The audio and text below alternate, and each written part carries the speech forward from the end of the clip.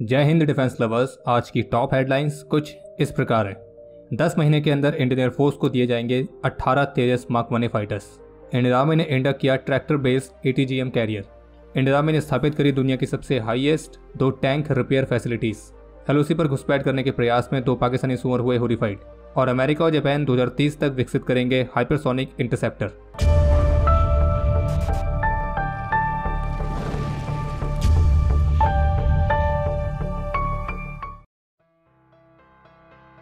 तो आज के अपडेट की शुरुआत करते हैं HAL से। भारत की एक ऐसी डिफेंस PSU जो पिछले कुछ दिनों से और आज 16 मई को तो कुछ ज़्यादा ही चर्चा में, और जिन लोगों ने HAL के शेयर्स को 2-3 सालों से होल्ड करके रखा हुआ है तो उनकी खुशी का लेवल तो आज अलग ही होगा।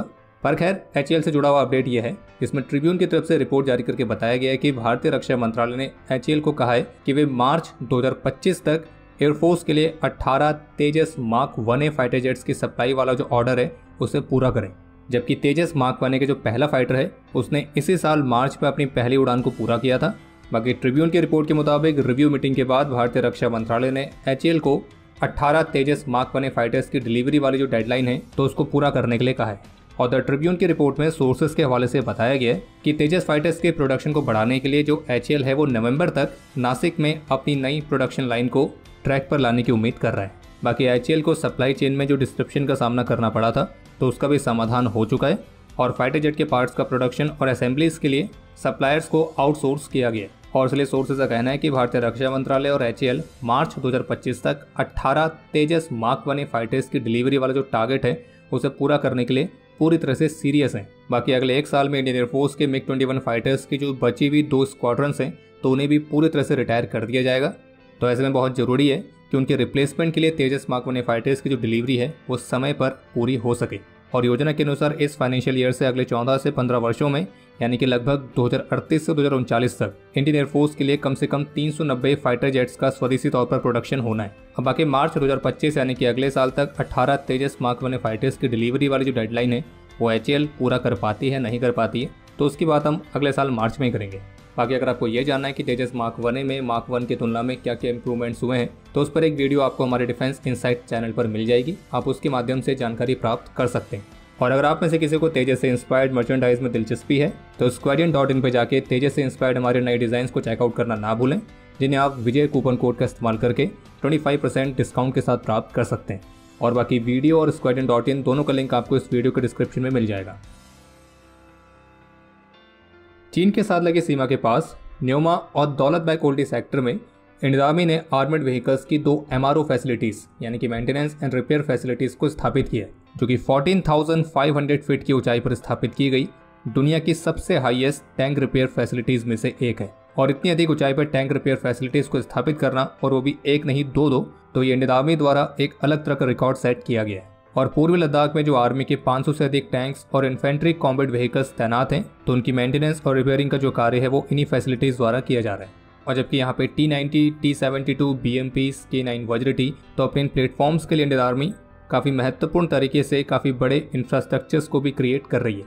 बाकी जैसा कि कुछ दिनों पहले डिफेंस अपडेट में हमने आपको बताया था कि इंडियन आर्मी चीफ ने अपनी लद्दाख विजिट के दौरान इनमें से एक मीडियम मेंटेनेंस फैसिलिटी को विजिट भी किया था। और आर्मी की इस तरह की तैयारियों से एक बात के संकेत तो क्लियरली मिलते हैं, चीन की किसी भी एग्रेशन को काउंटर करने के लिए भारतीय सेना हमेशा तैयार है।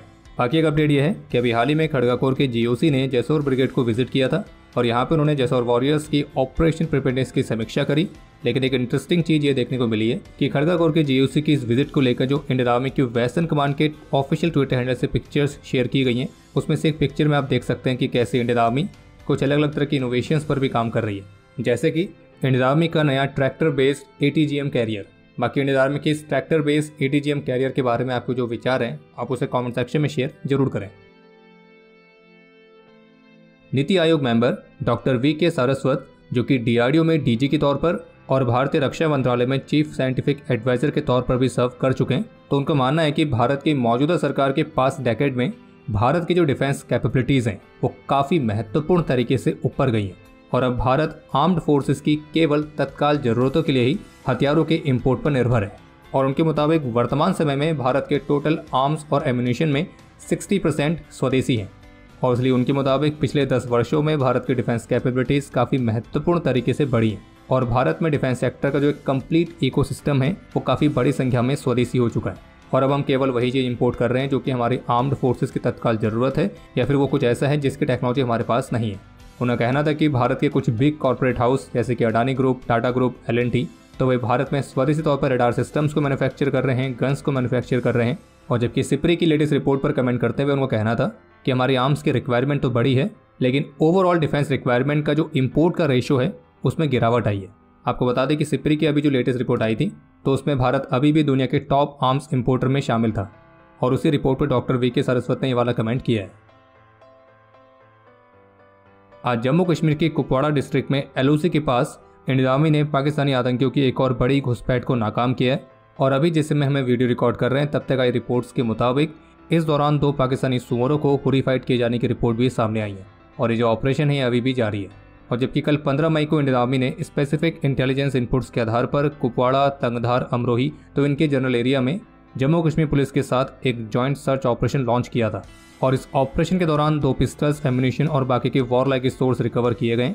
और जबकि इसके अलावा आर्मी, BSF और जम्मू कश्मीर पुलिस ने कुपवाड़ा के पंजगाम और लूनाहारे वाले क्षेत्र में भी एक जॉइंट सर्च ऑपरेशन लॉन्च किया था और इस वाले ऑपरेशन के दौरान एक संदिग्ध व्यक्ति को गिरफ्तार किया गया और उसके पास से भी 2 पिस्टल्स, 10 हैंड ग्रेनेड्स और बाकी के वॉर लाइक सोर्स रिकवर किए गए। बाकी आसान शब्दों में कहा जाए तो जम्मू कश्मीर से गंदगी को साफ करने वाला जो अभियान है वो हमारी फोर्सेस द्वारा जारी है। और जैसे कि आप सभी जानते हैं कि भारत में चुनाव का समय है तो ऐसे समय में भारत में अशांति फैलाने, अलग अलग तरह की बाधाएं उत्पन्न करने के लिए हमारा जो निकम्मा पड़ोसी है पाकिस्तान, वो चीन के सपोर्ट के साथ अपनी पूरी कोशिश में लगा हुआ है। हालांकि वो बात अलग है कि भारत की फोर्सेस अपनी एडवर्सरीज की इस नापाक कोशिश को नाकाम करने के लिए हमेशा तैयार है।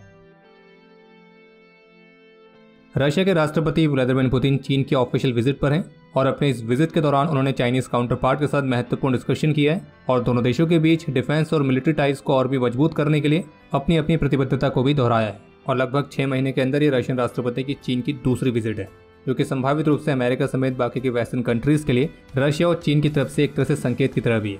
बाकी इसके अलावा एक अपडेट यह है कि अमेरिका और जापान ने हाइपरसोनिक मिसाइल इंटरसेप्टर को विकसित करने के लिए एग्रीमेंट साइन किया है और इस एग्रीमेंट के मुताबिक दोनों देश संयुक्त रूप से मिलकर 2030 तक हाइपरसोनिक मिसाइल्स को शूट डाउन करने की कैपेबिलिटी रखने वाले इंटरसेप्टर्स को विकसित करेंगे। बाकी अब समय है आज के इतिहास का। आज के दिन 2019 में जम्मू कश्मीर में एक ऑपरेशन के दौरान अपने अदम्य साहस और वीरता का परिचय देते हुए सिपाही रोहित कुमार और सिपाही संदीप वीरगति को प्राप्त हुए थे।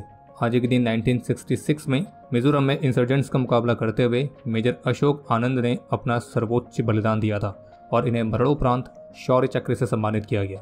बाकी आपके लिए आज का प्रश्न यह है कि भारत का जो हाइपरसोनिक मिसाइल प्रोग्राम है उसका फिलहाल अभी क्या नाम है। और अब समय है आज के टॉप 3 कमेंट्स का जो ये रहे आपकी स्क्रीन पर।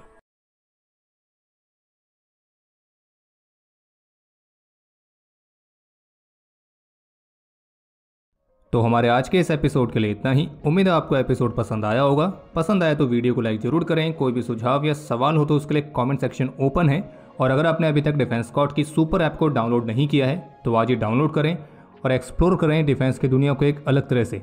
बाकी जल्द ही मिलेंगे नए एपिसोड के साथ। तब तक के लिए जय हिंद, जय भारत।